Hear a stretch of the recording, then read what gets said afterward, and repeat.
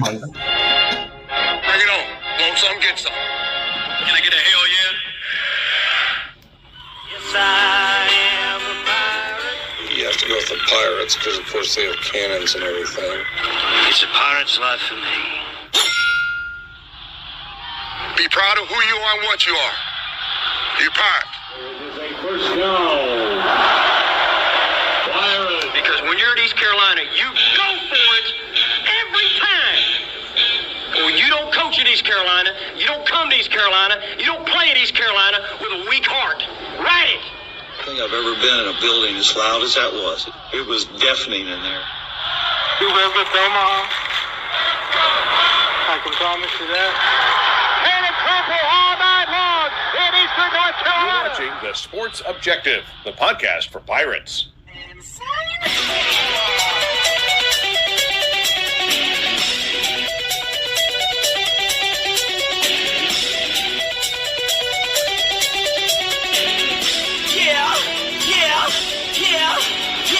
My heart is purple and gold. I'm a pirate down of my soul, and I don't back down, not at all. Find out when the cannons explode. All right, welcome into the Pirate Football Playback here on a rainy, dreary Eastern North Carolina night, at least from where I am. And welcome in. Pirates lose heartbreaker 26-19 last, feels like a week ago, Thursday night. And with us right now, ladies and gentlemen, Kyle from LaGrange Barber, our staff meteorologist. Is it raining your way?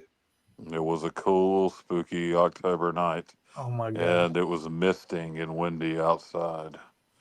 No, that was, it's misty. I went outside early. I've been walking a lot.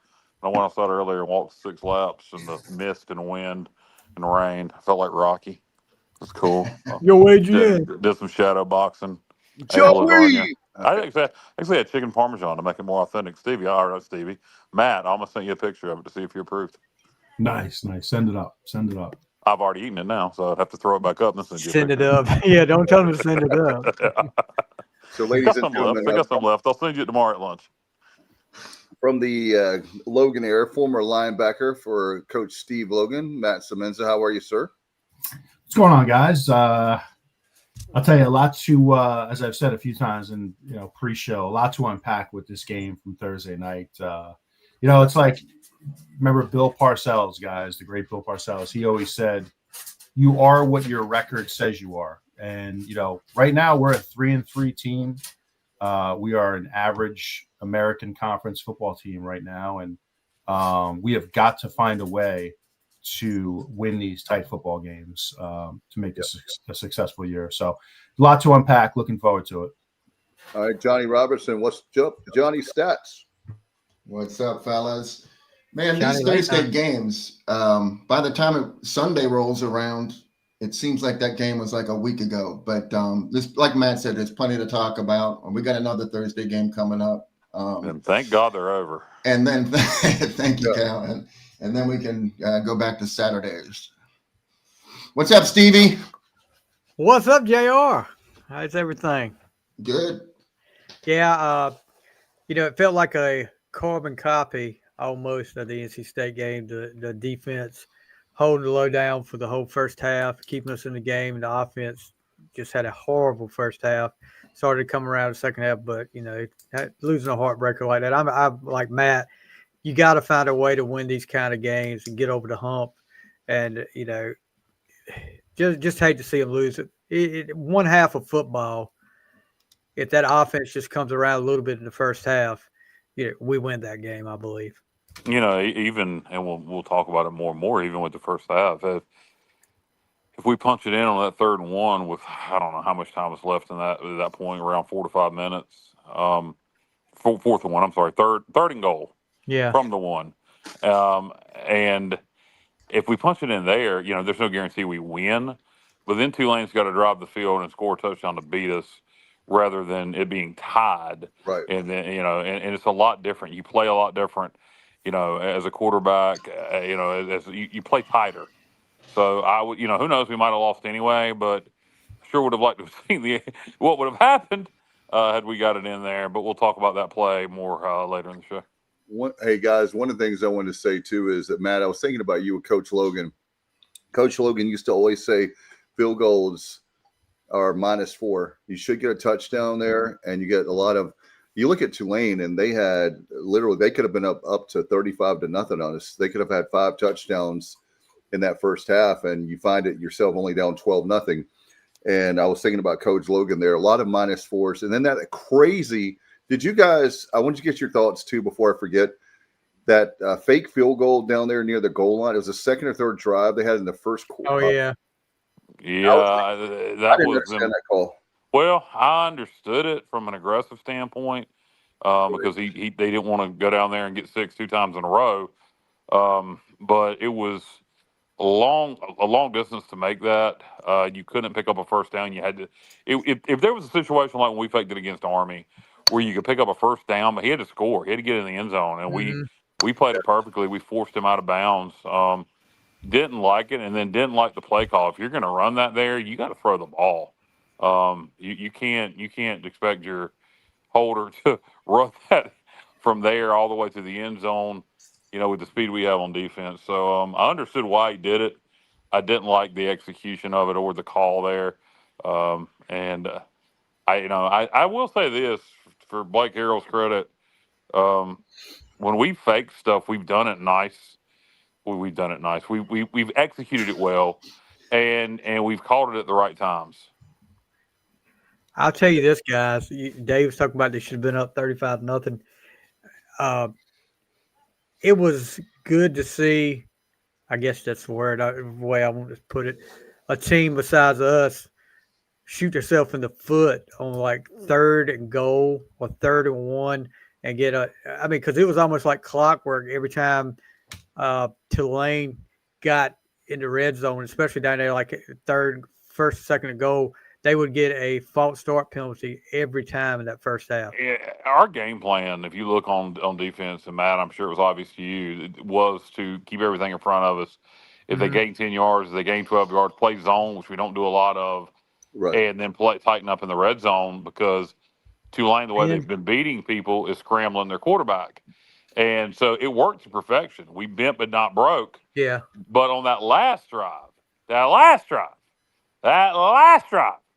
I was screaming and texting the group, blitz, bring pressure. If you keep playing back, we're going to lose, because they ended up scoring a touchdown, which shocked me.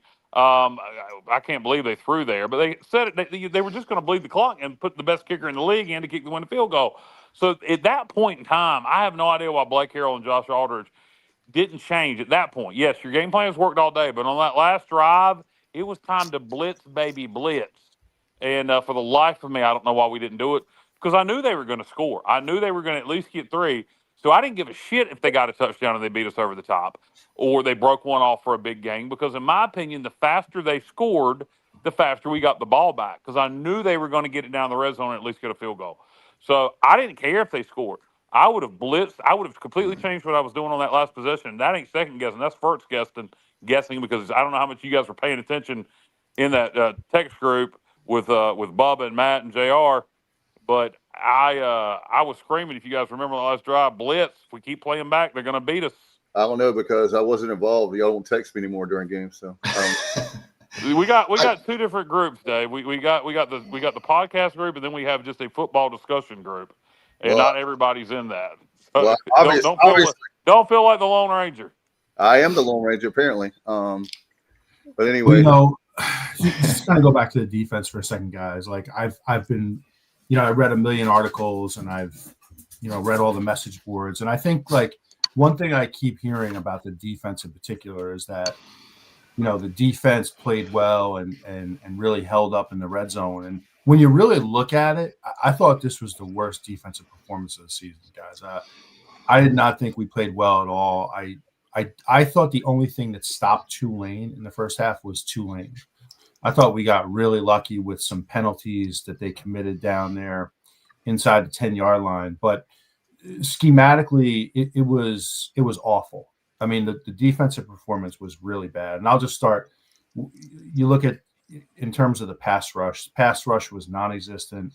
Very soft coverage. I mean, very soft coverage. Like, there were times when our corners were 10 yards off and Tulane was running a 5-yard hitch and our corners were still in a back pedal. when they were catching the ball. Now think about that for a second. So really, really soft corners, guys just running through the defense. I watched a lot of football this weekend. I didn't see. I felt like our secondary was just letting people run through the defense more than anybody I saw all weekend. I mean, receivers wide open. We had chances to make some plays. We couldn't do it. So I just thought it was a terrible performance by the defense and offense too. But I've been very supportive of the defense all year. And look, they've played fantastic for most of the season. At some point, they were going to have a bad performance. And I thought the other night was just that. I thought it was a bad performance. And schematically, we need to clean some things up because there's just no way receivers should be running through your defense like that wide open. So it was very frustrating to watch. And thank God Tulane kept us in the game with some of those penalties. Matt, I think a bit of that was by design, not to let them run through the secondary like that, but we didn't bring pressure all night. And when we don't bring pressure, our pass coverage just isn't very good. And we were scared to bring pressure because of what Tulane likes to do with their quarterback. Yeah. And I think it worked. I know what you're saying, but the game plan worked. Now, where I think we screwed up was we didn't deviate from that on that last possession. At that point, we needed to start blitzing everybody. Yeah. Hey, you know what the problem was? First downs. I mean, they averaged 9.4 yards on first down. In the first quarter, they had 9 plays of 11 yards or longer passing the ball. So they decided, hey, we don't need to run. We're just going to keep passing. But the good thing about our defense is when it came to third down, if we could get them there, they were 0 for 7 through the first 3 quarters. They had 0 passing yards on third down in the first 3 quarters, 0 first downs. And then in the fourth quarter, and Kyle, when you send them, let's blitz, I agreed with you because they were having their way with us. The last 3 third downs they had in the fourth quarter, every one of them they converted via the pass. And we just, like Matt said, the cushion was so large that we were just making them extra easy for them, more easy than we should have. And that was the downfall, that fourth quarter, not being able to stop them on third downs, in my opinion. I agree. And I don't know why at that point we didn't change the game plan, because I'll say it again. At that point, it didn't matter if you got in the red zone because all they needed was a field goal to beat us. And, they had the best kicker in the league. So I don't know why at that point we didn't become more aggressive. But it is what it is. I'm not really worried about the defense. If this becomes a trend where we give up big pass yardage, I'll be worried, but I don't think it will. So I'm not really worried about it. We'll know more after Thursday night against Tulsa. But, my biggest thing about this game ain't nothing to do with the defense, it's the offense. And I know Tulane's got one hell of a defense, and and one of the reasons we didn't throw deep more is because if you look early in that game before we got the run established, and good job getting the run established by the offense, they were getting pressure on Hauser like crazy. Now, after we got the run established, I don't know why we didn't take more deep shots. We have got to start taking more deep shots in general. Holton talked about it the other night, and I agree. Hauser throws the deep ball well. We got receivers that can catch the deep ball. I don't know why we're not taking more deep shots. I don't know. I think maybe we found something in the running game, particularly with the young kid. Guys, help me out. Engelman. Do you guys think Engelman, he's going to get more carries? You don't think they'd start him this week, do you? No. I think, you got to, like we've talked before, you've got to start narrowing down this running back core a little bit more. I think, dude, after the other night, my 2 primary, and maybe, Engelman needs to show it again, but I think Engelman and Marlon Gunn. Yeah, and I like Montgomery, but he's just inconsistent. Parker Jenkins isn't bad, but at this point, I think Parker's the worst of the 4 backs. And that's disappointing to me. And I do think Parker could contribute. I don't think he's somebody that doesn't need to see the field, but I think you need to see Engelman have more carries and probably Gunn have more carries. You're getting too big of a rotation here at running back. You're growing it even more with Engelman, but I believe I'd let Engelman get maybe Parker's carries because he looked really good the other night, and he's looked good at other times this year. It was guys, help me out here. He had a big game against Coastal or either Campbell too, right? I think it was Yeah, Campbell for sure. Campbell, yeah, he got Campbell. Campbell. He got in there for I think for the first time, really. Yeah, I thought he had And some good runs against Coastal too. Maybe I I'm think he wrong. did, Kyle. So Yeah, he I came in. think I mean, Macy came in too, but then he got hurt against Coastal. So yeah. you look at the carries. I mean, we had 43 carries all night. And granted, Hauser had 8, but Gunn had 10, Engelman had 10, Montgomery had 9, Jenkins had 6. I mean, I know you're trying to spread the ball around a little bit, but some of these guys, like Gunn the other night, 10 carries for 52 yards. He attacked the line. He was attacking the line. He was hitting the holes. That's the kind of thing you got to do with this kind of offense. You got to hit the holes. You can't dance around. I mean, Gunn looked like he really wanted it the other night more than any of the other backs. And he's from Louisiana, so I'm sure he was playing extra hard. But he's got to continue that against Tulsa. It doesn't matter if you're playing against Tulane or another Louisiana school, or if you're playing against Charlotte or whoever. We need that kind of effort out of Gunn again this week. We need to. We're 16.5-point favorites against Tulsa, which I think that line's too big. I hope we cover it. I'd like to see us cover it, come out with a dominant performance, but at the same time, we need to win a close game. And certainly, I don't want this to be a close game, but we got to win a close game at some point because, in Philadelphia against Temple, that's going to be a close one. If you're going to beat Memphis here in Greenville in a few weeks, that's going to be a close one. UTSA, they beat the dog mess out of Rice last night. FAU, they beat the dog mess out of UAB. Of course, I think maybe the Martin County Gators or North Lenore could beat the dog crap out of UAB. That's why they fired Trent Dilford. But by the way, if you haven't heard, for our listeners, Trent Dilford, UAB head coach, was fired. So anyway, the point of what I'm saying is, we got some tough games left on the schedule. Anybody who thinks, it's a cakewalk from here on out, no. We're 16.5-point favorites against Tulsa. Historically, Tulsa plays us really close. Like, the series all time is 9-9. The average score of that game is something like, I looked it up the other day, it's something like 23-22 if you average the all-time score. So it is typically a very close game with Tulsa. So, and then you got Temple, who's one of the most improved teams in the country. Memphis is, top 25. UTSA gets better every week. Florida Atlantic's getting better every week. And then Charlotte, they're the drizzling shits, but we're going to be their Super Bowl. So it's not an easy schedule from here on out. And, we could be a 7, 8, 9 win team, or we could be a 5-7, 6-6 type team, which would, next year, if we do that, suddenly Blake Harrell's on the hot seat because he's on a 4-year deal. So after this year, next year, it's going to be win or go. So he'll have 2 years left after next year. It's going to come fast. I agree. Hey, Kyle, in regards to the schedule, though, I wanted to throw in there Temple. They have a resurgence. Evan Simon is one of the best quarterbacks in the country now. I mean, he had 345. He doesn't like have a very big arm, JR. No, but he has not thrown an interception. There are only one or two teams that have not thrown an interception. He's got 13 touchdowns, no interceptions, and their defense has been playing better. UTSA, they set a program high record with 61 points against Rice. The defense scored 2 touchdowns and a safety in the third quarter alone. I mean, Rice had 98 total yards. So UTSA, I mean, maybe they're starting to find themselves. Blake Horvath, we know what he can do. We don't have to play Navy. And Charlotte, though. Charlotte, they're just, like you said, they're drizzling shits, however you want to term that. But we can't overlook them. And then one final thing. UAB really didn't play so bad yesterday. They lost by 20. But Kitna had a great game. But they had 14 penalties for 118 yards. I mean, you cannot win like that.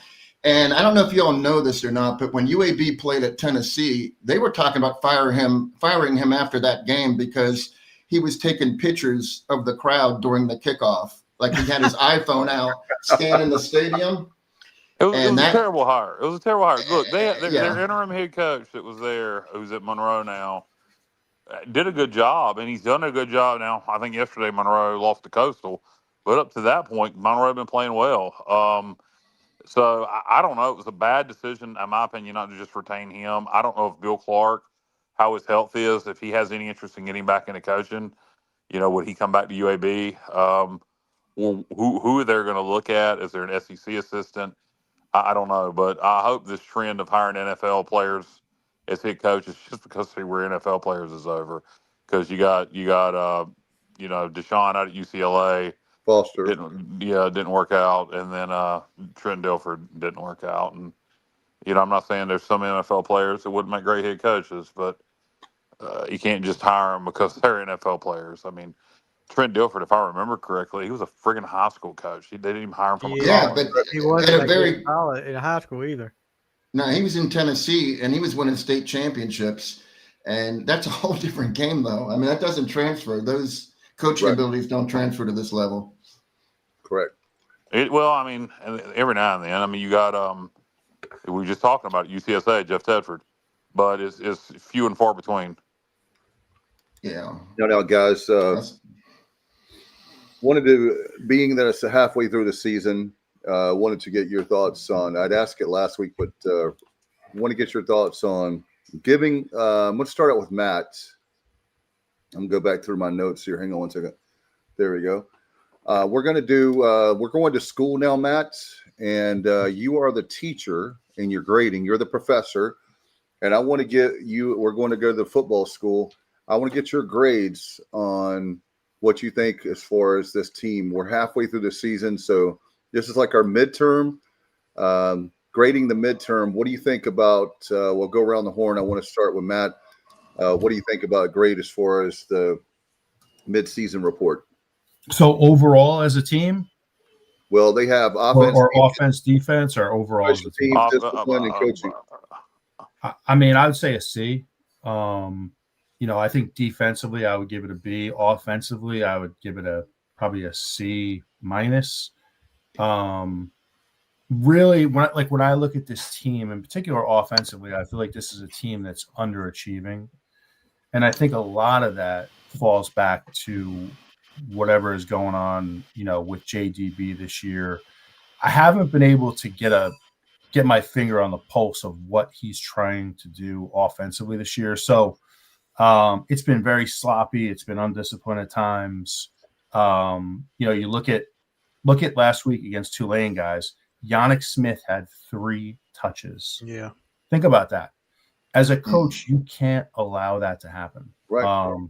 So very frustrating. So I would say a C overall. It's an average team. That's when you really break it down. We're a team that should be a little better, but we're playing like a very average team. Yeah, it's offense, defense, special teams, discipline as far as penalties, and coaching are the 5 categories. Okay. I mean, offense for me, I'm going to give them a B minus just because I've seen their potential, but they don't know what they want to do. I mean, it seems to be a different script every game. And also, speaking of scripts, it seems like at the beginning of the game we're at our worst, and we should be at our best offensively because those are scripted plays apparently.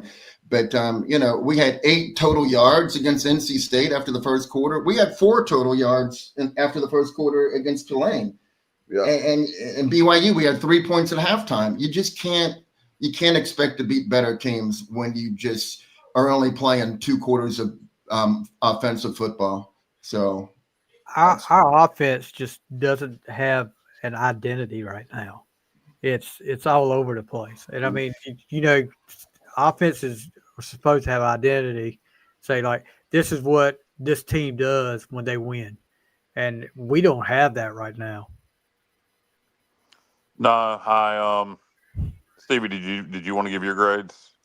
As far as the offense, I'm good with a C on offense. Yeah. Defense. I mean, this is the defense that we were all talking about was going to be horrible. The Achilles heel of this team all year long. I give them a B+ right now. Special teams after the punting fiasco of this past game, I'll give them like a C- for that. But Yeah, I'm like Matt. We're an average team right now. We need to figure out how to be above average. The way adding to your point, Stevie, the way I agree with you guys wholeheartedly, the way that we become above average is the offense. The offense has been so disappointing, and Matt, when you were talking about underachieving, it's exactly what the offense has definitely been underachieving, and some may argue that the defense is overachieving, but I think the defense was much better than we thought, and maybe we hyped up the offense too much. But There's really no reason other than maybe some offensive line issues that the offense should be this bad. A lot of this is on play calling. I don't. We're so focused on going fast that there's more to friggin' offense than just going fast. I don't know why we're not getting the plays. The biggest thing we're not doing is getting the ball in our playmakers' hands. Anthony Smith needs to have more touches. Xavier Smith needs to have more touches. Brock Spalding needs to have more touches. We got to get the ball in our playmakers' hands, and you just get it in their hands. Just get it in their hands any way you can, and let them make plays. I mean, I know I'm just a volunteer high school football coach, but if I've got a guy that last week had a monster game on offense, yep, I'm gonna be looking to try to get the ball in that guy's hand and say, okay, let's see what you can do this week. You had a great game last week. Let's get you going this week too. It's almost like you have a great game one week, and then the next week they don't even try to throw the ball to him, or they don't even try to get him involved. I mean, just like Kyle, you brought up on the fifth quarter of the night about Petaway getting the ball down there, and you want him to get the ball, That was but JR. not that play call. You did it too, didn't you? No, it was JR. Okay, well, JR, I'm sorry. Yeah. Sorry, I compared you to Kyle, JR. Sorry. That's okay. But yeah, For you, Stevie. I got to take a jab at you. No But, problem. yeah, Hey, why you go ahead, put Stevie. Petaway in that situation? Petaway is a speed guy. You don't want Petaway. Petaway so far, I'm sorry, but we're paying Petaway, and I don't want to take a shot at players. Petaway so far has been absolutely nothing. And I don't mean it as a human being, but as a football player, I'm challenging him. You transfer here from Oklahoma because you want to make plays, and you done jack all of shit. Anytime you've gotten the ball in your hand, you haven't made a play. And either he needs to start making plays, or he needs to see the bench and stay there. Because I can't think of one friggin' play he's made all year. And he's got talent, but like JR mentioned, why he didn't like the play call at all of getting the ball in Petaway's hands. That I don't know if JR's problem was getting the ball in Petaway's hands, or if it was, maybe I did mention it too, Stevie. I don't know. It was I third think and my 4. thought in general was just, why was Petaway touching the ball there? JR was more specifically the play call. Yeah. It was 3rd and 4 on the 14 in the red zone, and we threw a bubble screen to him 2 yards behind the line of scrimmage. Yeah. They had great pursuit, and that dude is not going to break any tackles or run anybody over. If you're going to do that, throw it to Brock. Right. Exactly. Right. Okay. JR, if you can, I'm sorry, JR, but if you can, sometime, I know you're the master of stats. See how many targets Petaway has had this year that was not a bubble screen? Because it seems every time they target him, it's a bubble screen. That's correct, Stevie. I just wanted to say one thing about the offense before we close out. I have 3 good things to say about the offense, believe it or not. All right. Against Tulane. Number one, I struggle with his last name, Terlavsky. This is the first time ever that a Pirate lineman has had the highest grade in both pass blocking and run blocking, and he did that. And I mean, no one has done that. No one's even come close to doing it. So maybe he's gonna keep it up the rest of the way. And my second thing was, what was it, 3rd and 1 or 4th and 1, when Hauser went under center and then quick snapped it, and we got the first down. Where was that? The previous 5 games. That was an awesome call. Yeah, I agree thought with the O line in the second half. First of all, I think we did a good job establishing the run. I hope we can build on that. If we can build on that, I think the offense will be a lot better. Just period. And two, we haven't seen that kind of pressure from anybody on the blitz like we did in the first half against Tulane. I think that can only make our offensive line better. I feel like, do you guys agree with this, Matt? Do you think that game with being able to establish the run late and then having to protect Hauser after giving up some sacks early should help make this offensive line better as the season goes? You would certainly hope so. You would certainly hope so. It's and you see glimpses of the O line and the running game where you think you can take from it, but it's so inconsistent, sort of, not even game from game, but quarter to quarter and half from half. But you got to hope that at some point it starts to click, and you could pull from it. But I do think you got to have the same combination on the field, and you got to establish 1 or 2 running backs and really stick with them to maximize it. Agree. I want to get you guys as far as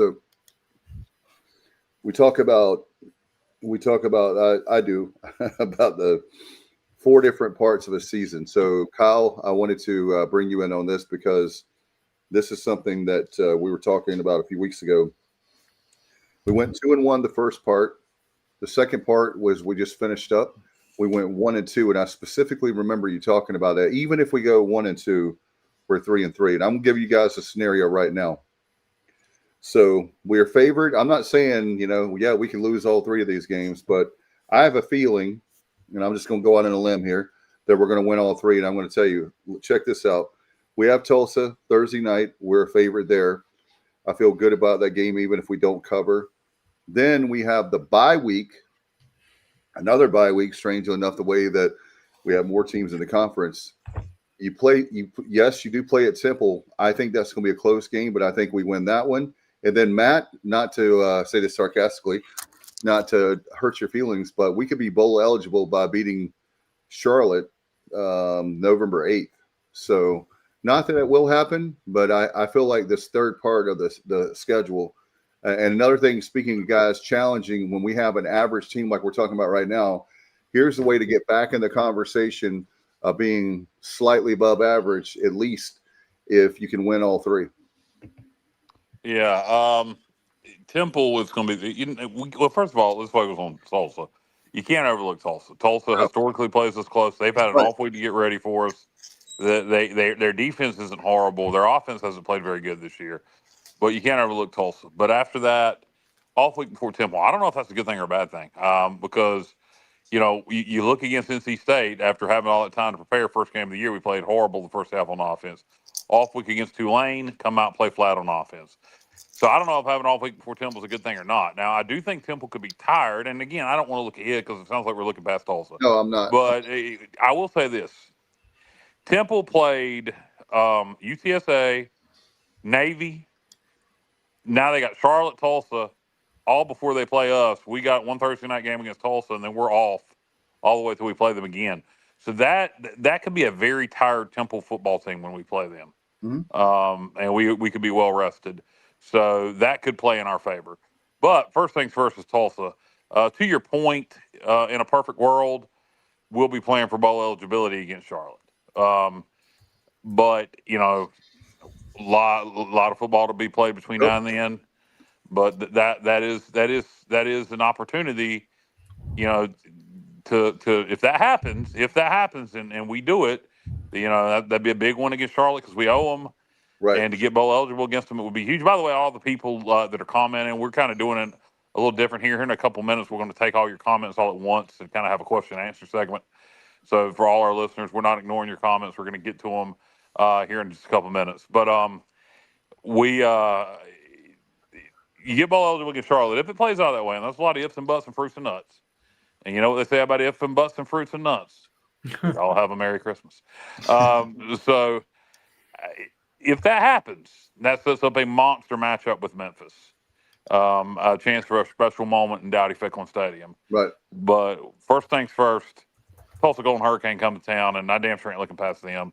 No. You think about some of the classics we played against Tulsa. The Hail Mary game in 2010 last year. As bad as Tulsa was last year, down on the road on a Thursday night, it took a fourth quarter comeback, and then us beating them. They had it, first and goal from like the 10, and we stopped them on 4 straight drives to tie that game up, or 4 straight, possession, or you know what I mean, to tie the game up. If you guys remember that game, so that's just 2 examples. So Tulsa's typically a tough game. I know this year we're 16.5-point favorites. I don't expect. I wouldn't take us to cover this one. I expect this game. I think we're going to win it, and I don't think it's going to be a 1-point game. I see this game as we've got a touchdown lead in the 4th, kind of holding on to it, taking a knee to run the clock out kind of game. But who knows? I hope we cover. I hope we win it by 16 or more. But I don't want to look. The point of your question, Dave, and I've kind of got off of rambling here. You asked about the next 3 and the next quarter of the season, so to speak. I don't want to look past Tulsa. No, I'm not trying. Let me be very clear. I'm not trying to look past Tulsa. My point is, including in our the notes that we made for you guys tonight, the computer even talked about how the schedule. It is getting, and this is what the word is on. Let me get back there. I'm looking at them. It's actually talking about how the schedule is getting softer. Disagree 100%. Well, I mean, maybe 2 out of the next 3 on paper, but Temple ain't soft. Memphis ain't soft. UTSA ain't soft. Florida Atlantic ain't soft. I think maybe 2 out of the next 3, potentially with Tulsa and Charlotte. But if Chat GTP or the computer thinks Temple is soft, they clearly hadn't watched Temple play the last couple. No, I think what it's saying, it didn't say like Cupcake City. Is saying that compared to what we had the first half of the season, I think you would have to agree with that. Memphis is probably going to be the only game that we're not favored in. I disagree, Dave. I don't think we're automatically favored at Temple. I just don't. No. Unless something bad happens this weekend. Something bad happens to Temple this weekend. No, on the road, Temple's got 2 games. If they blow out Temple and Charlotte, if they out Charlotte and Tulsa these next 2 weeks, I can see Temple as a favorite in that game. On the road, we always have a hard time with Temple anyway, especially on the road. Yeah, and then on the road at UTSA and on the road at Florida Atlantic. I hate that schedule. I hate that our final home game is Memphis, and then you go 2 back-to-back road games against UTSA and Florida Atlantic to close the season. So I get it from you look at it standpoint, and even a couple weeks ago you would have said, yeah, okay, the schedule's going to get easier, but I really don't think it is now. I think when you look at it, I no, there's not a BYU, but Memphis is arguably the best team we're going to play all year. Temple, are they as good as Tulane? No, but they're good. Tulsa, Charlotte should be wins, but then you got UTSA and Florida Atlantic, which are getting better every week, and maybe you put them as the equivalent of Army, except more talented. But we got to play them on the road. We don't get them at home. So I wish we got at least one of those 2 at home. This is going to be interesting. This season, as we see here today, as a 3-3 football team, right? This season could go one of 2 ways. We could be, competing for a conference championship, 8-9 win season, maybe 7, or it could go the other way and you're fighting for a bowl game. This is going to be interesting. But first things first, you got to beat Tulsa this week. And is Matt coming back, guys, or do we know? JR, Stevie, do you guys know? No. Yeah. Okay. So I was just saying that my main thing is not that I'm overlooking anyone, but when you have BYU, you have and their NC State, and you have Tulane all in the first 6 games compared to the second half.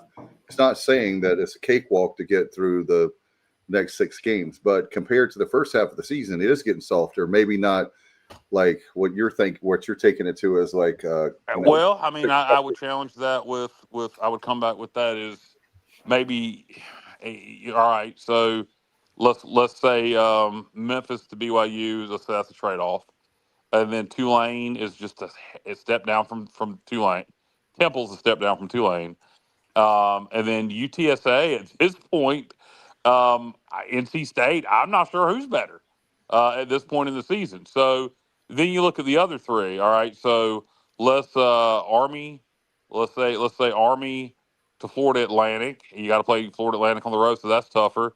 UTSA to Tulsa, or excuse me, UTSA to Coastal Carolina. I mean, so I'm rambling here. The first half, yes, we had BYU, Tulane, and State, but we also had Campbell, Coastal, and I think we caught Army at just the right time. So I don't know that it's any easier. It's just not as top heavy, if that makes sense. Yeah, we're saying essentially the same thing. It's just anyway. The fact of the matter is, just like we said, we'll focus on Tulsa. We need to get Dowdy Ficklin rocking in there. I know it's, and I absolutely despise. I hate Thursday night games. I know it's a television thing. I'm not a fan of Thursday night. I'll be there. I don't like Thursday night games because that means one at home is fine. 2 is too many. I mean, we've got 4 Thursday night games. It's ridiculous, but anyway, I don't care how many we play on the road. Honestly, on the road is good exposure, and it doesn't really you freeze up your Saturday. At home, I don't want any more than 1 Thursday night game. I don't know, there's really not much we can do about it. But going forward, I would tell the conference and ESPN, could you please limit us to 1 Thursday night home game? Because unlike a lot of the other teams in this conference, we actually have fans. Correct.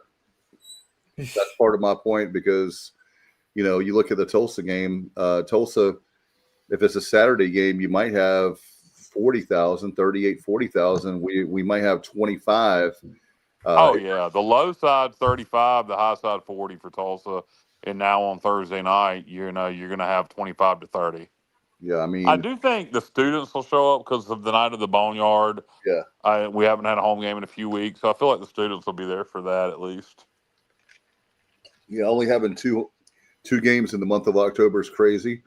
And then you have 5 in November, but it is what it is. And, you only can play the people you can play and when you play them. And I'm not going to complain as far as the TV money that we get for it. So, guys, I did want to talk about too before I know we're running pretty good on time tonight. I just want to get y'all's thoughts on, we're going to talk about the James Franklin out at Penn State. So, Steve, are you taking that job? I'm on the phone with him right now. I quickly one more thing about the game before we move on to other topics, and we need to get to the listeners' questions. But the 4th and 1 play, or excuse me, I keep saying 4th and 1 play, 3rd and goal play from the 1. Yeah. That play, all right. So a lot of people want to blame John David Baker for subbing there. And he maybe don't sub there. Don't overthink it. Just get to the line and snap it. But there was no reason for that center to be snapping the ball with 22 seconds to go on the clock. Right. On the play clock. And disconcerting signals is what Hauser was saying is the reason they snapped it. I don't know what happened on that play, why he snapped that ball there. If you don't sub there, it doesn't happen. So I get why people were blaming Baker, but that's really on the center. Way too. Yeah. So it wasn't good. And that really, that play, I won't say it cost us the ball game, but that was it was a huge difference in what the outcome would have been. Yeah, I felt like that's what's so frustrating, guys. And we talk about this about, Kyle, you make the great point all the time about we're so close. You can razor thin margin between being, say, a 5-7 team and an 8-4 team, and the breaks have to go a ways. But some of it is just simple mental mistakes. It's not something that where you're playing in a national championship game and you have the pressure of the world on you, right? These are, I'm not taking lightly for conference games. Don't misunderstand me, but I'm just saying that you're a Division I football player and you've got to put it together. Like Blake talks about, 1 out of 11, do your job, and don't try to do too much. I'm just wondering. I do agree with John David Baker. We had a question earlier, guys, about. Let me put this up. This is something that's driving me crazy. I keep asking, and nobody can answer this question for me. Maybe y'all can. We're going to have the Mike Wright package conversation or not? I agree. Mike Wright. Every week We talk about this. And the one criticism I have of John David Baker is you put your best athletes on the field. And unless maybe he doesn't know. I mean, I don't know, but I'm trying. That's the one that is really, really making me really angry, because that kid is great off the field. He's a smart dude. And also he's one hell of a playmaker. And okay, we know Hauser is quarterback one. We understand that. But there's certain situations where Mike Wright would be perfect to put in there. When we're talking about, we play a whole bunch of running backs, and I get that you don't want to play 2 quarterbacks and all that. However, I do believe if it's a difference between winning a game and losing a game, just like when we did the fake field goal against Army, hey, let's throw in some Mike Wright there, because to me, when you have that guy on the field, it's a mismatch for the other team. He's that good of a player, and that's why I just don't understand why he's not on the field in some capacity, because it's just very frustrating. Yeah. Hey, before you take questions, I want to ask whoever's listening if anybody else noticed this, because I thought it played into our downfall on offense. Anyhow, we targeted Anthony Smith 7 times. He had 2 receptions, but I'm telling you, the cornerback for their cornerback, Shine, I think his name was Isaiah Shine, number 11. Yeah. That dude, he had perfect timing, but not really. He was early every single time, just by a fraction of a second, but it made the ball all but impossible to catch, and he never got flagged one time. He got credited with 4 pass breakups. He didn't get flagged once, but every single time he was early. And it's really difficult to catch a ball when you're getting your forearms mashed. So I don't know if anybody else noticed that, but that did not play in our favor at all. Yeah, absolutely. I felt like you're making a great point, JR. Another thing I want to get y'all's take on to add to that, and then we'll go to the questions, is did you guys think that some of that is where when we're running routes, and I'm not a wide receiver, don't pretend to be, but did you guys think we were getting enough space between us being the receiver and the secondary, or the defense? In what respect, Dave? Well, I've heard that for some other fans, saying that we didn't get enough space. The receivers are not getting enough space. In other words, to be able to catch the ball. But I think some of that too is separation. Is that what you're talking about? Yeah. Okay. Yeah, the separation. I think they had good coverage, but I mean, I trust our receivers. I say bullshit to that. Toss up a one-on-one ball. They're like Holton said, they're college corners. They're going to get PI half the time. I don't know why we don't do that more. When you got talented wide receivers, you can throw the deep ball, even in close coverage. You're going to get PI calls. Keep going to it. Think about when Lincoln was here. All the PI calls, all the first downs we used to get from PI calls. So I mean, I think that whether our guys are getting enough separation or not, I don't. I think it's tough to get separation against good coverage. Tulane's got good corners, but you throw them up anyway. You trust your guys to go up and make a play. Yeah, and that's another thing, is that Holton was good at that with C.J. Johnson and Winston. Those guys. Hauser's good at that. Hauser throws the deep ball well. I don't know why we don't do it more. Well, I'll tell you one thing I saw, and Stevie, I need to get your help on this one. I saw from Hauser, the disappointing part I saw from Hauser is there were some throws that, we can look at every game and critique, but there were some throws I saw in the game live. I haven't had a chance to go back and look at the game. He was throwing the ball just behind the receiver. And I know there's times when I'm not expecting him to throw a perfect ball every time, but it seemed like in this game there was more behind the receiver. If he throws the ball up in the air, like Kyle's talking about a 50-50 ball, the receiver actually has a chance to make a play on the ball. Maybe we get the PI, pass interference, but it felt like there was a lot of passes on Thursday night that were short. Did y'all see that, or maybe it's me? Yeah. Well, I was wondering whether his wrist is really 100%. I mean, I think it is. I've been told it is, but yeah, he's just not. I was speaking to Tom Earnhardt, and he, he's very good at analyzing, games as well. And we had a discussion that he just doesn't look the same the last couple games. And John White said his deep balls are they're short a lot, and that is true. So I don't know what the issue is. I hope he's healthy. We saw him throw a great deep ball. I mean, we know he can do it, but for whatever reason, it's not. The last couple of games, it's not really been happening. Well, how many deep balls did you see him throw against Tulane? I throw him to show him take a deep shot to Anthony Smith that he connected on, and then I think there was one more deep shot at some point in the second half, and then he threw the Hail Mary at the end. Yeah, no, I'm not even talking about just deep shots. I'm talking about his overall middle of the field, his overall delivery, or something like that, Johnny. Yeah, and I'm a fan. I'm definitely a Caton Hauser fan, and I don't like to critique any player, to be honest with you. I just don't. They're out there doing their best for us, and I don't like to critique them. I'm just noticing something may not be quite right, and his wrist came to mind. I don't know. Yeah, I know he's had wrist injury problems, and it could be an issue with his wrist. The only thing I noticed with the throwing was it seems like when he's throwing these slants, a lot of them are high. Did y'all notice that the other night? They would do the quick slants. A lot of them were high. Yeah.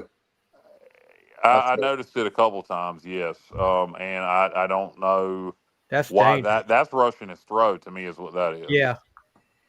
So I don't. That could have been a pressure situation where he's rushing his throw. I don't know. If he's got a wrist injury, then I know Holton played through injury. I don't know. We'll know more. Like I say, we'll know more against Tulsa. There should be some opportunities in that Tulsa game to hit some deep balls, and we'll see if we can do it.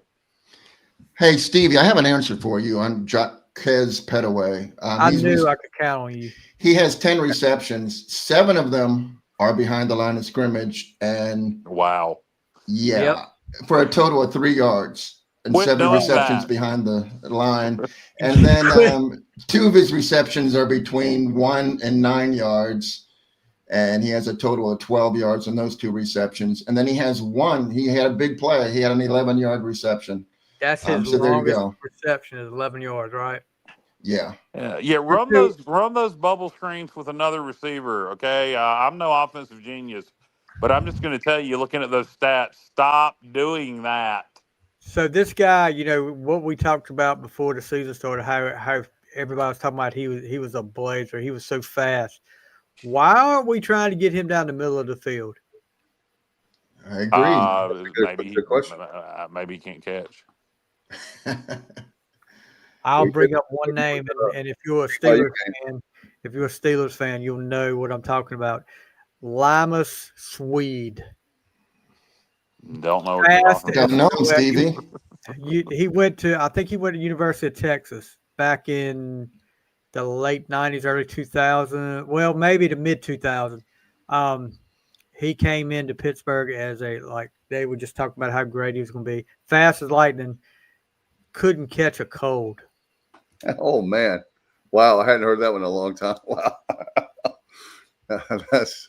That's pretty bad. Well, I will tell you that he was one of the ones that, like Kyle said, Oklahoma. But here's the thing. When we put you on the field as a coach, you put a guy on the field, they've got to perform. If they don't, like Kyle said, they're not going to get playing time. And so there's plenty of kids like we were talking about earlier, the good problem we have in the running back room is because you've got a guy like Engelman. Like, wow, that kid is super fast. You've got Marlon Gunn that's healthy again.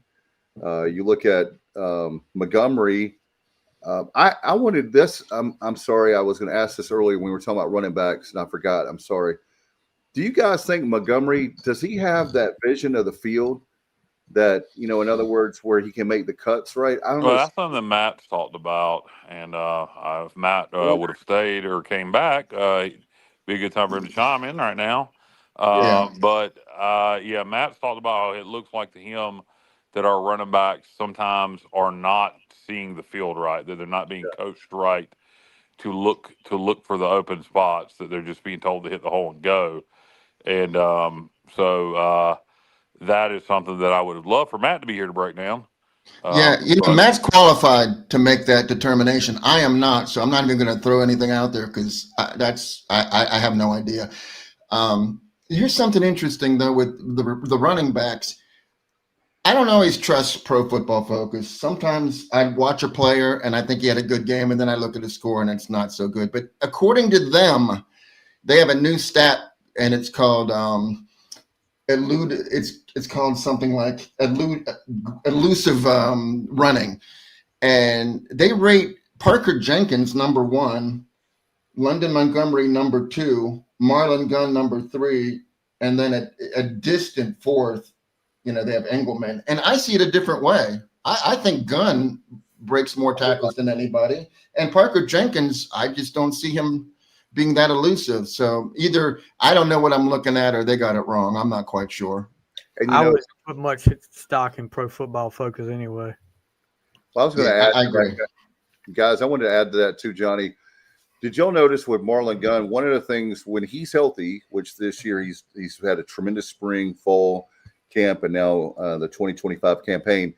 Have you guys noticed another thing I love about him is he falls forward. He has that natural ability, he falls forward, and that's going to give you another yard or two versus some of the other guys. I don't know. But to me, I know maybe I'm biased, but I've always been a big Marlon Gunn fan. Last year, it was obvious he was not healthy. This year, when they were giving him the ball, man, he was just pounding his way through, just like the Engelman is like more like I hate to compare, but he's more of the like a Keaton Mitchell, even though he's not Keaton Mitchell, don't get me wrong, but he's more of the fastback versus Marlon Gunn that's more of a bruiser. All right, do you guys want to move on to our the comments? Yeah, I guess we can move on to the comments now. All right, Kyle, you there? Kyle's away. Okay. All right. I think Kyle's trying to get a hold of Matt.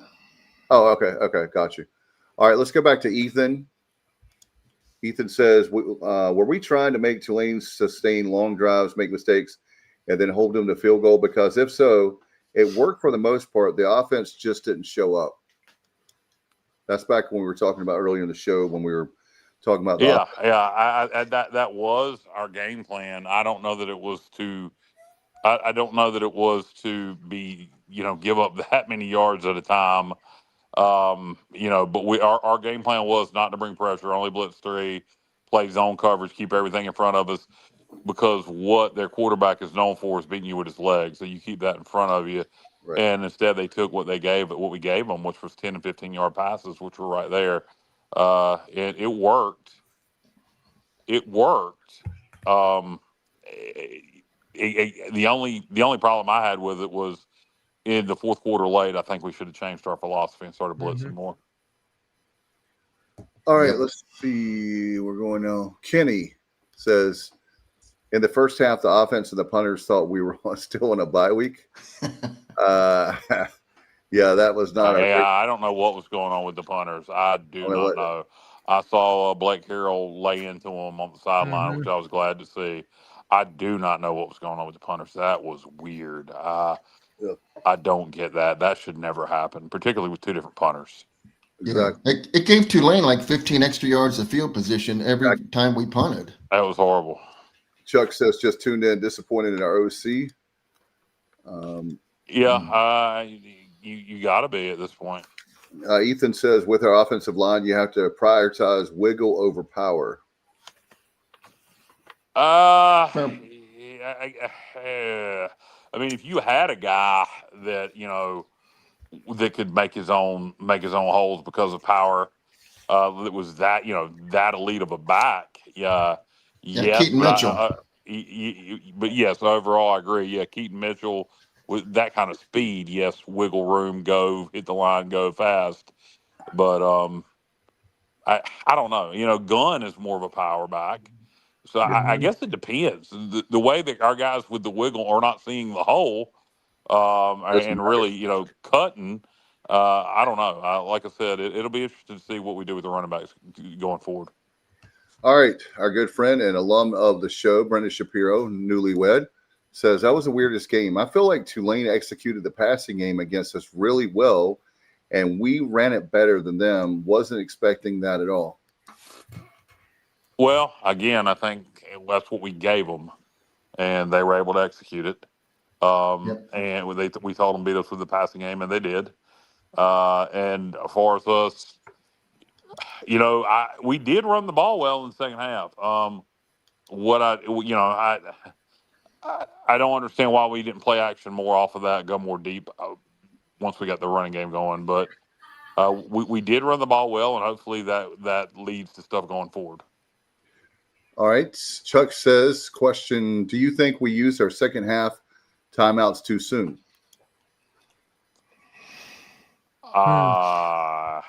That's a pet peeve of mine. I don't recall actually when they called them. So. No, I don't either. I don't. Stevie, you said it's a pet peeve of yours. Did you know? I don't remember when we used it, but I'm all about saving my timeouts as long as I can. I know you get in some situations where you have to burn one, but they burned too early, didn't they? Or it feels like. Well, if they did I don't that, really remember. I'll have to go back and. I like to have at least two of mine going into the last part of the game. Plus, I don't remember thanking God Almighty. I wish we had timeouts here. I don't know. I remember we got the ball back late on our last possession. I wish we had more timeouts. We should have let them score on that first passing game and had about 30 more seconds on the clock. When that guy tackled him, and you should have let him score, and he tackled him on that one play. Yeah, I said that. I said that too. All right, Kenny says, we got to play a complete 4 quarters on offense. If we continue to only show up for 2 quarters, this season will go off the rails. 100%. Yeah, I agree with Kenny. We need to see 4 quarters of offense, and we need to see it this Thursday against the Golden Hurricane. All right, Chuck says, if Tulane wins next week and USF and Memphis hold serve, you could see 3 American teams in the top 25 next week. I was thinking about that earlier, Chuck. Yeah. I was looking at the new top 25 that's out today, USF jumped Memphis and Navy and Navy also is knocking on the door.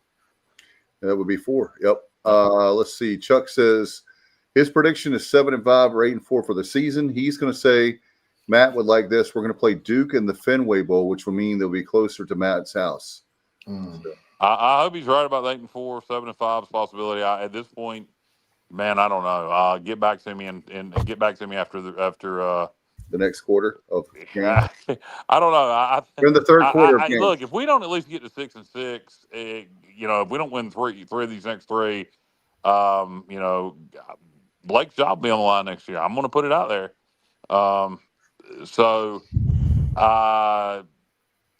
I'm not going to make any kind of official predictions on what we're going to do. Nothing would shock me. I don't think we'll go 9-3. I don't think we'll win out. 8-4 would not shock me at all. Neither would 6-6. So somewhere in between.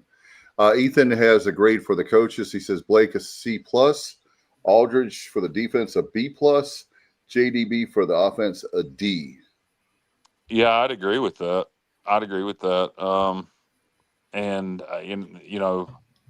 The reason I don't, the reason Blake would get the grade he's getting is because ultimately it's his responsibility, and we're 3-3. I think if we had one more win, I'd give Blake a solid B+. Agreed. Our friend Justin Butts said that was the most pissed off locker room I've ever seen. If I were Tulsa, I'd be worried. Good. Good, right. good, Justin. Let's channel that. Let's channel Justin. Hopefully you ain't shooting us a line of bullshit. So let's hope we channel that into practice this week and take it out on Tulsa. Sometimes you can be too angry and you get it out too early. Right. So I hope Blake holds them back in practice this week and lets them let that kind of build and we take it out against Tulsa. Yeah. Hey, that's good info, Justin. Because I know, he's one of the few people that would know that. So that's good stuff. Right. I don't trust Justin. Justin handed us some BS before.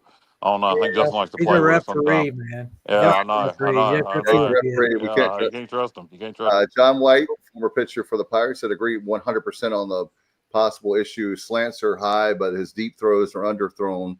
Go watch every game this year. He does not lead the ball out far enough. Go watch. That's when I was talking about him throwing behind. Short, he was I see throwing. what he's saying. That the deep throws are underthrown.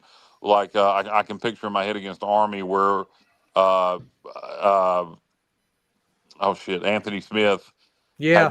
had to stop for that ball when that should have been he should have hit him in stride and it should have been 6. At the same time, they're accurate. While they may be underthrown a little, they're still accurate if that makes sense. Yeah. And look, if he's injured and he can't be effective, then play the other guy. Play Mike Wright. Yeah. Robert says, I agree. Hauser is not as accurate as last year. Deep balls underthrown and a few overthrown. Let's see.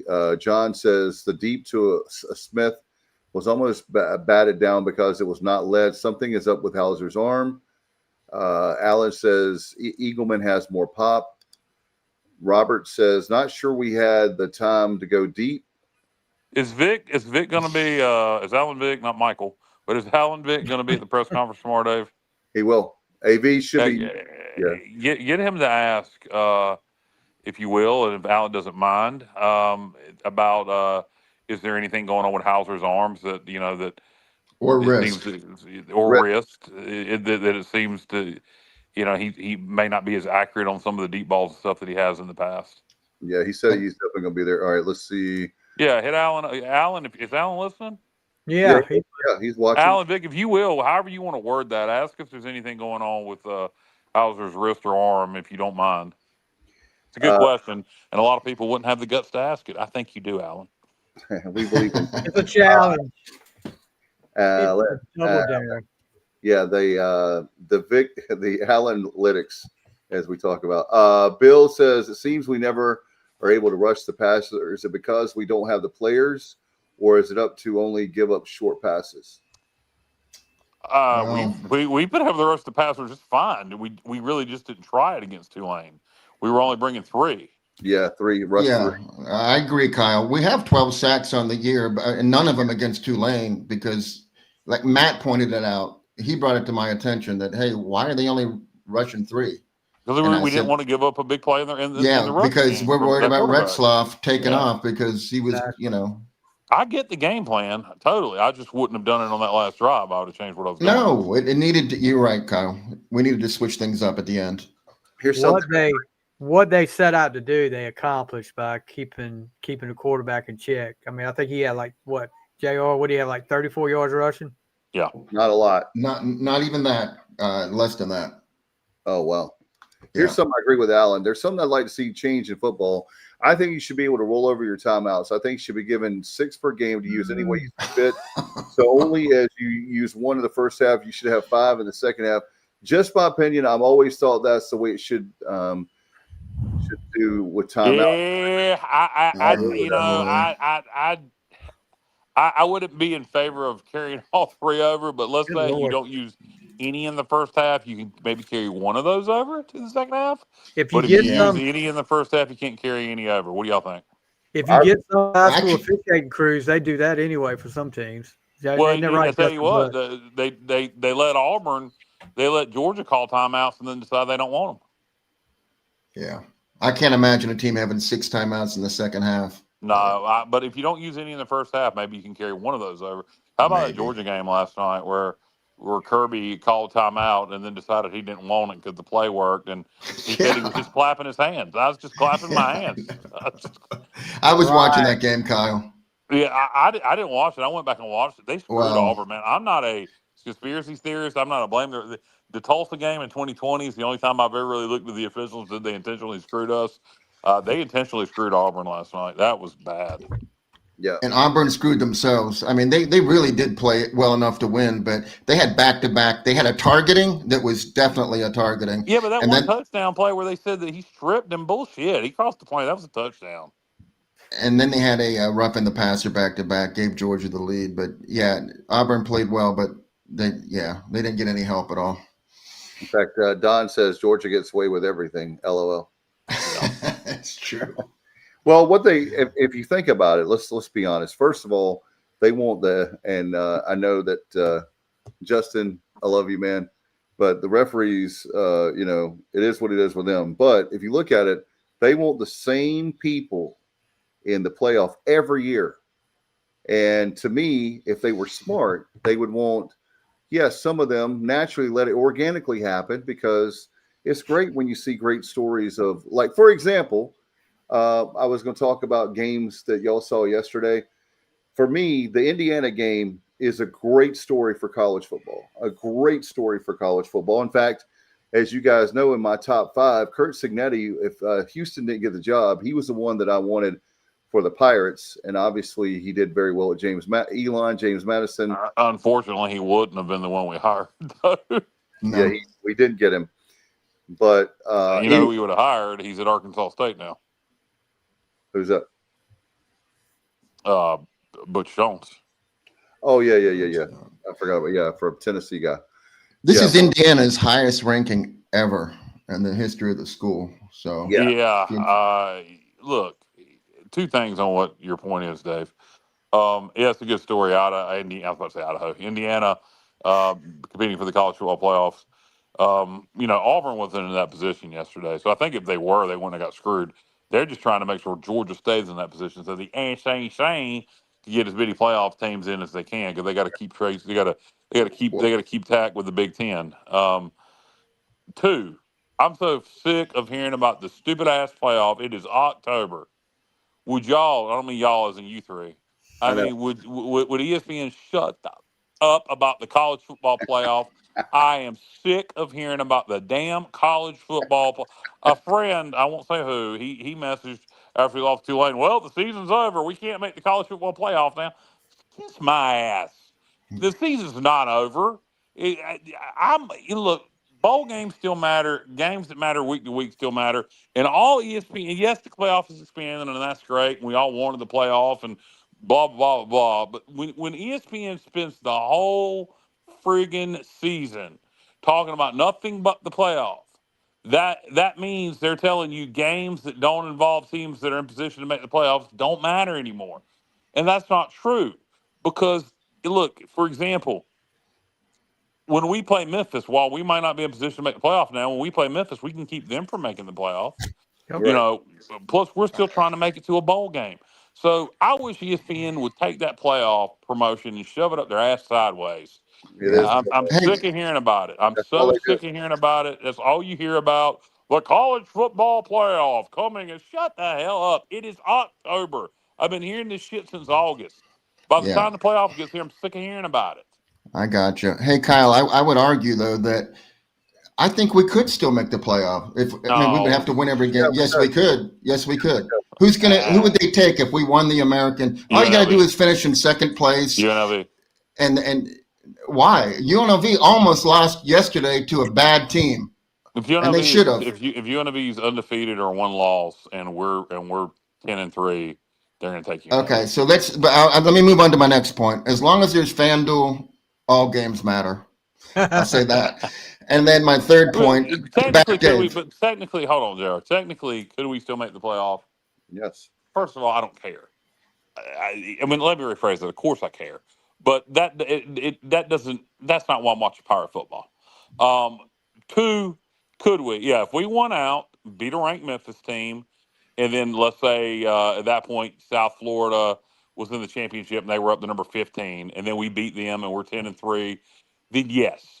But we would need things to fall right in the Mountain West with UNLV. Sure. I think that's going to be our only competition. It's going to be the American champion UNLV. Boise ain't getting back into the discussion. No, they're not. And Old Dominion, that hoax They was over yesterday. yeah, they took themselves out yesterday. Hey, Dave, I want to support your point though. When SEC teams lose, what I do before the AP poll comes out, I spend my Sunday mornings doing my own AP poll, trying to guess how it's going to be, and I'm never right because I think I do it like the way it should be, and they don't drop the SEC teams. And I'm an SEC fan. I hate to say that, but I am because I hate the Big Ten. But they never drop teams from the Big Ten and the SEC that lose. Oklahoma had a bad loss, and they didn't drop them far enough. Missouri lost to Alabama. That was a good game, but they still lost, and they only dropped them a couple places. And I know it was Alabama, but there were teams that deserved to be ahead of Missouri at that point, and they didn't get that opportunity because they're not in the Alabama SEC. play this coming weekend? I remember seeing that. Tennessee, Rocky Top. Yeah, is that in Knoxville? You know what, Kyle? I don't even know. I think I'm not it sure. is. I think it is, but I could be wrong. I hope it is. I'll look it up real quick and be able to. And they should invite UAB's coach that just got fired, Trent Dilfer. They should invite him on the sidelines to take it all in. It's at Alabama. Is that Alabama? Okay. I did have something I wanted to talk about too, you guys. And Stevie, I need your help on this, but all you guys. But another thing, I'll tell you what I'm sick and tired of hearing about, and you guys probably know where I'm going with this. I am sick and tired of hearing about North Carolina football and Belichick. I know I'm bringing it up. Don't even bring that up, Dave. I think it's hysterical. It is funny because I look at all the people before the season started and thought this was going to be the savior, and Carolina was going to be a national championship contender. And I said from the start, this ain't gonna work. No. He can be and really. And people will probably say, well, you're a Steelers fan. You saying this is probably just because you hate him. Was he really that great of an NFL coach, or was Tom Brady that – and it troubles me to say it because I'm not a Brady fan, but was Tom Brady that great of a quarterback? Because what the heck did Brady do after – or what did Brady do after he left Belichick, and then what did Belichick do after Brady left? Yeah, great point, Stevie. Yeah, and here's the thing: Stevie, they have check this out. So I want to get your thoughts, Kyle. You can help me on this. So I'm trying to do this as quick as I can. So they paid him $10 million a year for 5 years. That's the contract. So $50 million. They put his son is coaching, waiting. Why would you do that? They have spent $20 million on the players. They have like 70 new players. If you look at everything it's been an absolute disaster. And now, Kyle, my understanding, y'all help me on this. The buyout is $40 million. I think it drops down to 20 in January, if my memory serves me correct. Yeah, it looked to me like they were trying to fire him with calls this week with a lot of stuff that was coming out. But then I think they were trying and realized they probably. The AD kind of, oh no, we're behind Belichick. Yeah, I don't know. I think it's hysterical. I'm glad they're in that situation. I hope they have to pay him all $50 million or $20 million or whatever it is, and then they can go hire. Stevie had an interesting suggestion for the next week. I'm not gonna embarrass Stevie like that. But, no, I thought it was funny. That's why I was saying. it was really funny. It was really funny because I mixed up a name. Dave, the unfortunate thing about this for Bubba Cunningham is, as the AD, he didn't even. He didn't sign off on this. He didn't want Belichick, but now he's going to have to figure out a way to clean up the mess. Right. I forgot about that, Johnny. You're right. Yeah, he didn't. This wasn't his plan. Yeah, and this is. And another thing. Well, their next head coach. I'm going to predict it now. That's what I was trying to say here a second ago. Ed Ogeron. Oh man, that would be fun. And I'm a Coach O fan. Oh, that's funny. Could you imagine that? Yeah. So Yeah. yesterday on game day, I love college game day, and for the life of me, I know that Nick Saban is a disciple of Belichick. I know that, but the guy says this shows, and I'm not anti-Saban. I don't really care. I'm not a hater. So let me just say that. But the guy looks at the camera and goes, "Well, he's got to have a chance to get his players." No, you don't understand. That's why you're on game day. The fact of the matter is, they microwaved the team because they felt like that's the way that you have to do things now. And they had a whole bunch of talent. They have a whole bunch of talent issues. They've got a lot of problems behind the scenes. But we don't, in this day and age of college football, you don't have 4 or 5 years like we grew up with. That's not the way. Maybe y'all, how do y'all feel? It's not going to get better. It's not. Nope. I think Saban was just saying what he had to say because that's Belichick is, a mentor of his. I don't think anybody realistically thinks this is going to get better at Carolina. I know a lot of Carolina people. I don't have one person that went to Carolina right now that has texted me that says, "Dave, you're way out of your mind." They're actually, usually you have people that will defend the Tar Heels till no end, right? But this particular case with Belichick, there were a lot of Carolina fans that were not for this. I think this was a lot of would you guys say board of trustees or somebody that had pie in the sky? It's money people, big boosters. Yep. Big boosters, and they Splash. They want to make a splash. They saw his Yeah. ability. They saw his ability to recruit 23-year-old females, and realized it doesn't translate to 23-year-old males. Kyle, do you think that this is going to maybe affect the way that people give large sums of money to the program after they just shelled out all this money, and they're not only specifically? No, I'm being Carolina specific, yeah, but it would apply to other schools as well, per case. I think I don't know. The whole giving thing's being changed anyway. Was it at Indiana? No, Stanford. Somebody just gave $50 million, and they gave it straight to the athletic department to give to revenue sharing versus NIL. So giving is changing anyway. I think for Carolina specifically, man, I don't know. You just gave all this money on Belichick. If I was the Tar Heels, what I would do at this point, whenever you get out of this deal with Belichick, what I would do is look for a good, young, offensive-minded coach right at a Group of 5 school or a Power 5 school that pays less than Carolina, and hire him.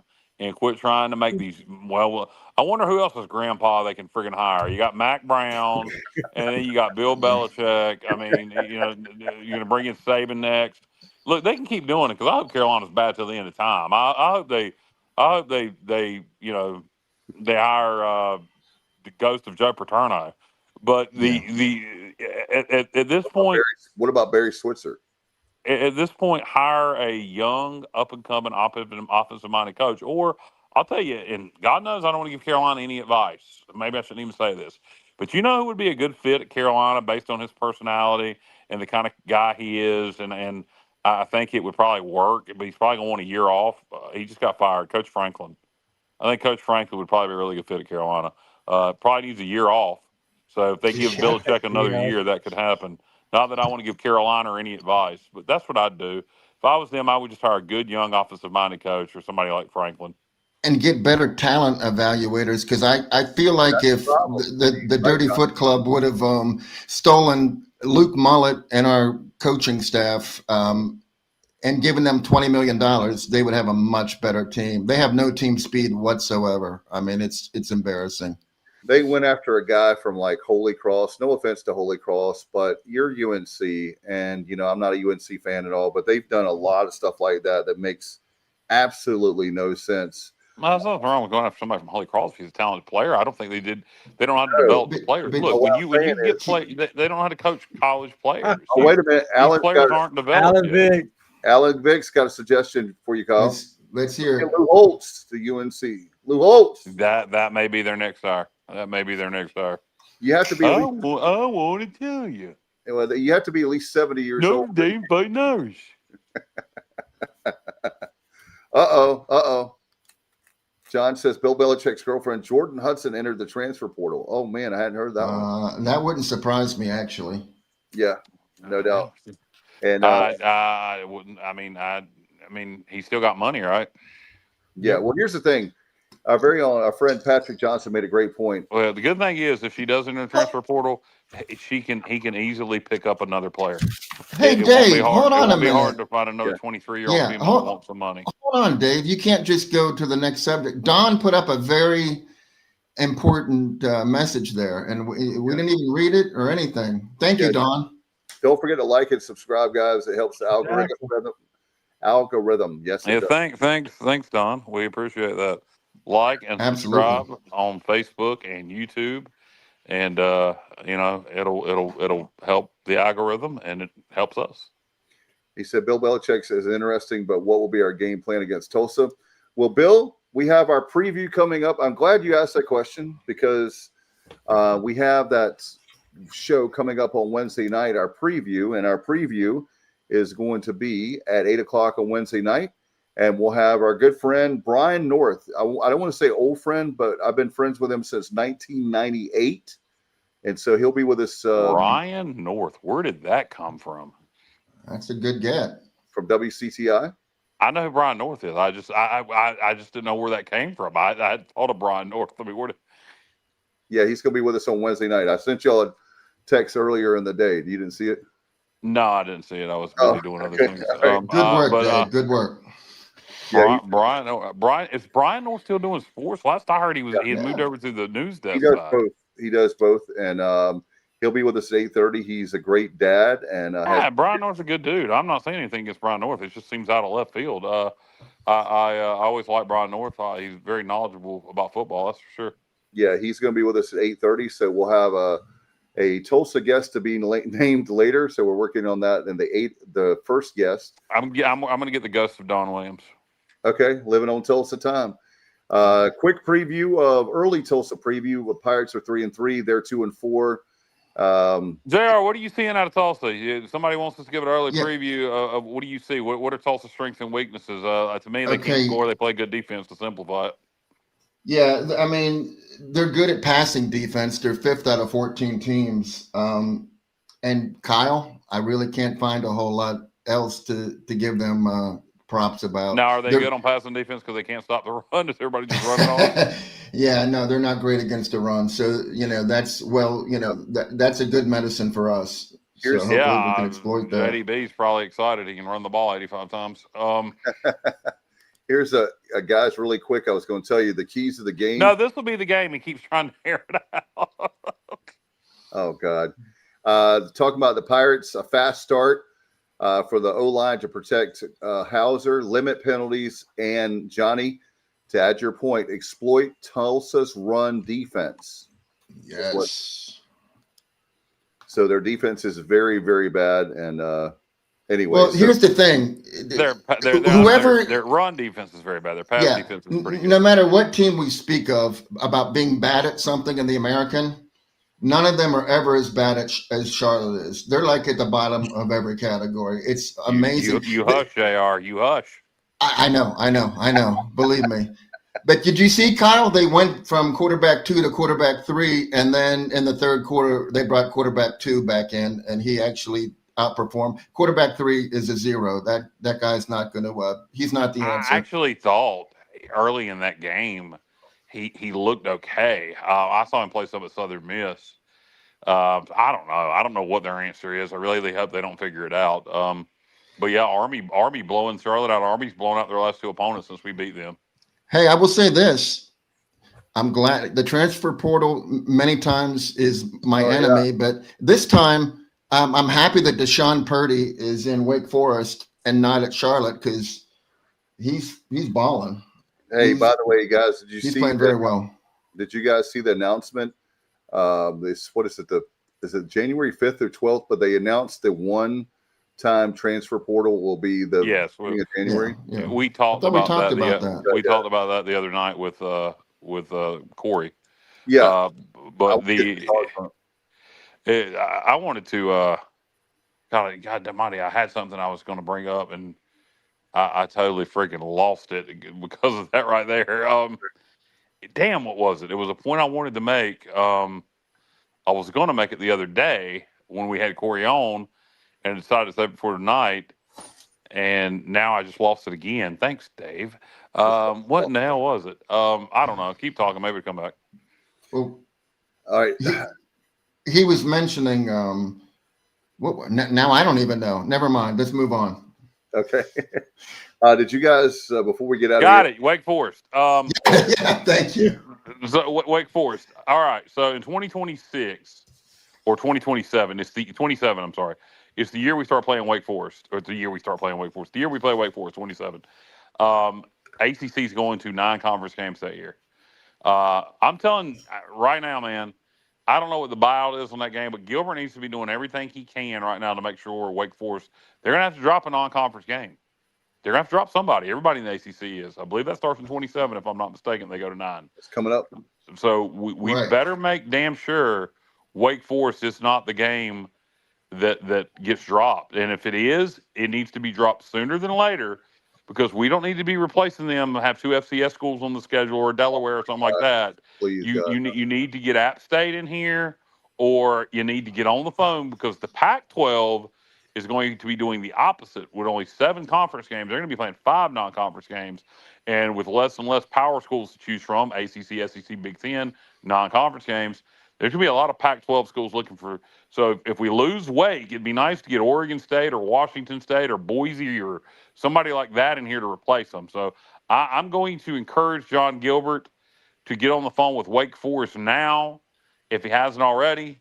And look, if you're going to drop this game, you need to drop it now, and demand whatever the full buyout is, so we can get an appropriate opponent in here to replace them. I don't want to start any rumors that we're not going to be playing Wake in 27, but they are going to have to drop a non-conference game. Guys, looking around the American really quick as far as the standings. You have Tulane that's 2-0, Memphis 2-0, UTSA 1-1, and same for East Carolina 1-1. Navy and Tulsa, Navy's 1-2, and Tulsa's 0-2. So Navy's not Navy's 4-0. Navy's 4-0. They have 1-2 here in the conference. That's Navy's What undefeated. year is that? I don't know. That's Navy's undefeated. Let me look back. Yeah, they played 4 conference games already. Yeah, they're 6-0 on the season. Okay. Hey, can I throw out a quick Navy stat? Sure. I found this impressive. Maybe somebody else will as well. So Blake Horvath has 640 yards rushing so far after 6 games. Okay.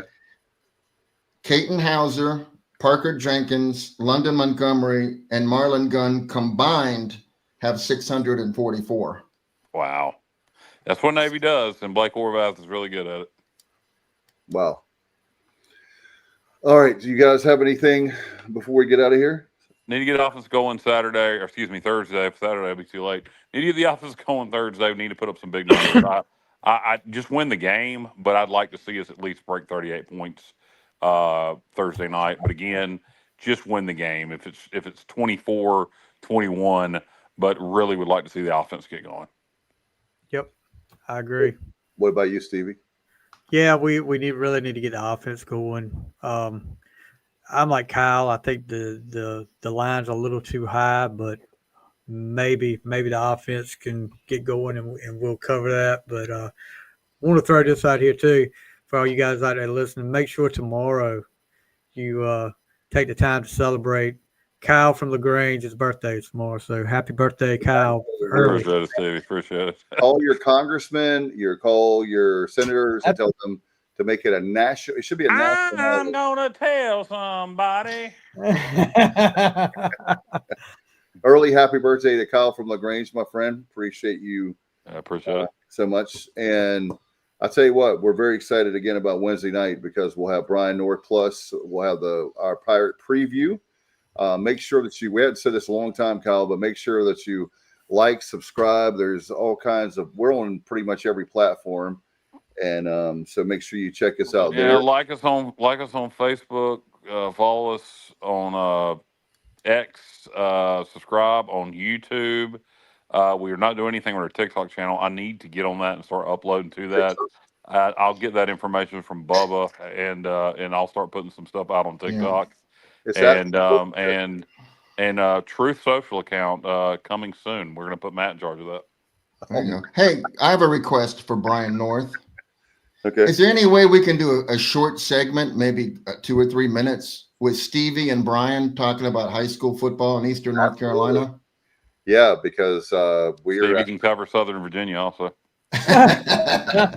Oh, what about Northern Virginia, Kyle? I mean, Well, we'll let JR handle that. oh, yeah, See, that's the right. joke isn't funny anymore because JR is actually in Northern Virginia. So See? it See? really See what doesn't you work done? anymore. See what Now I you just done? got to say you're from Emporia. It's on fire. So fire. he lives near the truck stop, the Sadler truck stop. Yeah. Yeah, he does kinda. They have good banana pudding there, Dave. They do. They have some of the best. I've never tried that. I'll have to do that. Yeah. I usually, if I stop in Emporia, it's always at that truck stop. One more thing, I promise, and we'll get out of here. Last night was the 50th anniversary of Saturday Night Live. They started 50 years ago. Do y'all have any quick memories? And we'll get out of here, I promise. Saturday Night's Live. Yeah. I got Captain a lot of memories. Broccoli. From each era. I love the Blues Brothers stuff from the 70s, and then from the 80s, Mr. Robinson's Neighborhood, Eddie Murphy. the Church Lady, Wayne's World, and then you get into the 90s, and love everything Adam Sandler did, from the Hanukkah song to the Thanksgiving song. Some of the stuff him and Chris Farley did, like Lunchroom Ladyland, Yeah. Grandma Babysitting Service. You had Norm Macdonald, who Oh, absolutely love Norm Macdonald, R.I.P. Brilliant. His stuff when he did the Weekend Update. This is the fake news. I love Norm Macdonald. God, there's so much. You bring up Saturday Night Live, I can go on and on and on. Yeah. Even to the Will Ferrell area with the cheerleaders, and I am not a Jimmy Kimmel fan. Not Jimmy Kimmel, but Jimmy Fallon. I think Jimmy Fallon's one of the least funny people alive. Amen. But the stuff he did, where him and his girlfriend were from Boston. The one episode where Britney Spears was up there, I thought that was hysterical. I'm trying to go by era. If you guys can't tell, I'm kind of going from era to era. But yeah, Saturday Night Live to me is best in the '90s. Second, and there was good stuff in the '70s and '80s too. In the last 25 years, it's been very hit or miss. I agree. I loved Garrett Morris when he would do the news for the hearing impaired, and he would just yell. I do like the weekend updates. Are they still doing it with the black guy and the white guy, where they do the racial stuff? Yeah, that's good. Those two guys are good. Yeah, they're good. They're good. And I also like Keenan. Kelly? No, Wayans. No, not Keenan Wayans. Keenan Robinson. Yeah, I like it because I've been watching him since I was a kid. Whatever his name is. I haven't seen it. The Good Burger. Welcome to the Burger. That guy. The Beavis and Butthead skit they did a while back, where I think it was Jake Gyllenhaal was the guest host, and he was one of them. Yeah. That was hilarious. That was the funniest thing I've seen on there in a while. What's that girl's name? Kate. She's off the show now. Gosh. Oh, yeah. Thompson. No, not Kate Thompson. But she was hilarious when she was up there. I'm like Kyle. Everything Adam Sandler did when he was on there was great. Him and Chris Farley. And the originals were great. I mean, Debbie Chase, Eddie Murphy. And also one thing you didn't bring up, Kate McKinnon. That's it. Thank you, John White. And Alan Vick. The buckwheat has been shot skits they did back in the 80s when they really. I think it was Joe Piscopo. It was Ted Koppel. Yeah, buckwheat's been shot. Yeah, buckwheat's been shot. Let's roll the video. And now, Deep Thoughts from Jack Handy. Yeah, that was great stuff. Some other good stuff. Deep Thoughts from Jack Handy. I used to love Toots the driving cat. Was Oh, another yeah. one. Toots is the driving Toots is the cat. driving cat. Yes. I bet you can't sing the song. Toots Toots is the driving cat. The cat that could He drive. drive a car. He drives around all over the All over town. town. That's Toots right. is the driving cat. Yeah, I would like to see Kyle and Stevie reprise the Two Wild and Crazy Guys, but instead of being from like Eastern Europe, they're from Eastern North Carolina. Well, I couldn't do it because I'm from Southern Virginia, right, Kyle? That's true. That's true. It would be. I thought you were, Johnny. I thought you were going to. Where did you think I was going, Dave? I thought one of my favorites from the late 80s, early 90s was Hans and Franz. And I thought, Build you up. Yeah. I want to pump you up. Pump you up. Yeah. Kyle and Stevie. And then I thought he was going to try to get us to do the Dirty Dancing skit with Chris Farley and Patrick Swayze. That was. That's one of the ones I was going to talk about. The Chippendales. Yeah, where Stevie can be Patrick Swayze and I'll be Chris Farley. That'd be epic. Now, every time I hear the song Loverboy Working for the Weekend, it automatically, my mind goes, that's good. Oh, my God. That was, that was. And John Belushi with Cheap. Yeah. That was no Coke, Pepsi. How about Steve Martin, where the most dangerous, there's a Christmas skit where he's like the most dangerous toys for 1982. Is one of the bag of glass. He's awesome. A genius. Yeah, I got that's one of the DVDs that I still might pop in at Christmas time is my Saturday Night Live Christmas compilation. It's got some good stuff up there. All right. Well, I appreciate you guys. I wanted to mention that it's hard to believe 50 years, but it is makes sense. But anyway, we're going to get out of here. Final thoughts, guys, and looking forward to Thursday night. Hope I'll see. I wish I would see Stevie. Stevie, I would love to see you. But Stevie's birthday is Thursday night. Is it Thursday? And I keep trying to tell him, and he's come on. We'll go out to dinner. Hey, this week in October was a great week for America. Kyle and Stevie were born in this week. Hey, look, if you want to see Stevie at the game Thursday, just start a campaign. Stevie, come to the game Thursday. He claims he can't because he's got to get up to go to work early Friday. I call BS on that. I do. What time do you do? I'll have to be at work at 6:00.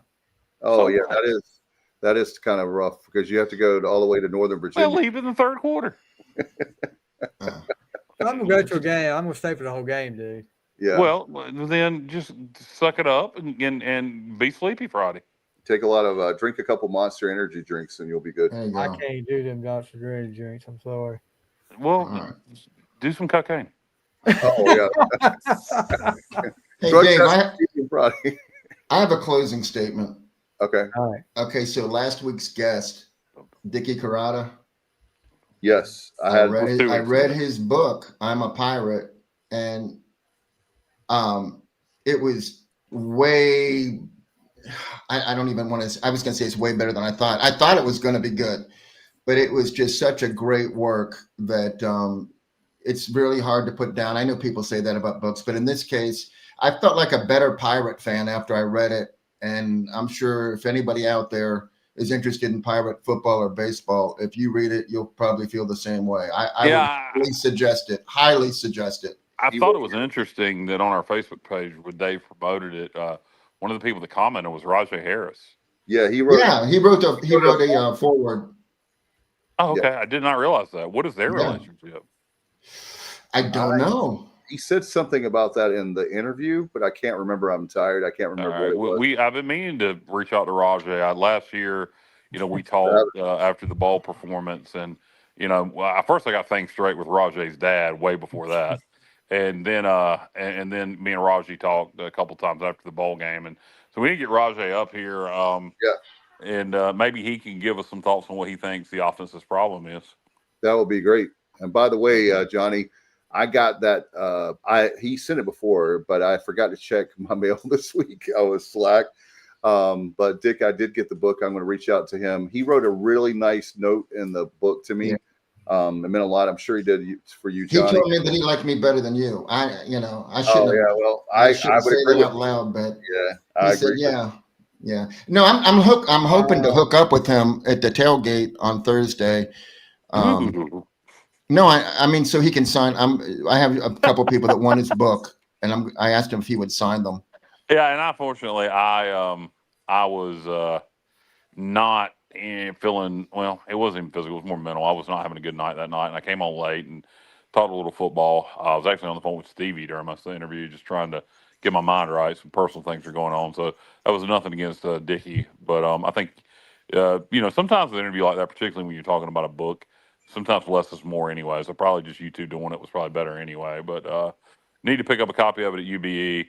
Yeah. And it appears to be, everybody Hey. says good things about it. Yeah. Hey, Kyle, I will ask him though what the connection with Rajay is, because I'm kind of interested myself. So I'll ask him. Yeah. All right. Well, guys, thank you so much. Appreciate the cameo from Matt. Miss him. I don't know what happened to Matt, but we miss him for the rest of the show. And thanks to everybody. Big night as always, guys, watching and listening. And we'll get this podcast out to you in a matter of minutes. Guys, looking forward to Thursday night. We'll have a preview on Wednesday night at 8 o'clock. Brian North and a Tulsa guest to be named later. And we'll see you next time. Go Pirates.